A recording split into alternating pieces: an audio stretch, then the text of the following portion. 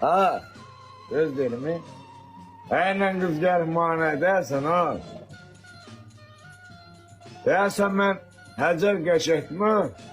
Dedim ha, Hacer verenin başına dönüm. Dünyada Hacer'den güzeli yoktu. Hacer yaradan Allah'ın dedim başına dönüm. Yeri, ağzımı sıkı akırdı. Gözümle. WhatsApp'ı istemişsen.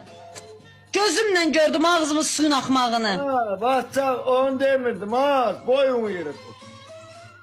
Al et boyun yürüdü. Birinci soruşmuşsan bak gör Həzər oradadır. Soruşmuşsan. Sonra demişsən ki. Sözümü kəsmə məhəbbət Allah. Sözümü kəsmə. Qulaq as. Sonra demişsən ki WhatsApp'ın zadım var.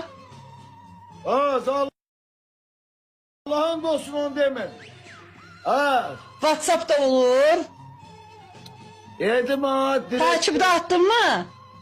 Attın mı takipdə? Ha, kişi değil onu tam.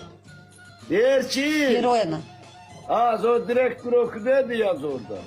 Ha, get yazış direkt Drog'da. Get yazış. Ha, sonra demirəm. Ben ne dedim can? Hə, yer o nə? Mənə bax məhəbbət.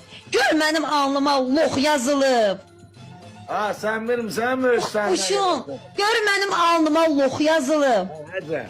Sen bilmirsən mi? Qız da deyib mən hamıdan gözələm. Qız məndən gözəldir məhəbbət. Get o qız o da sən. Yox, Allah.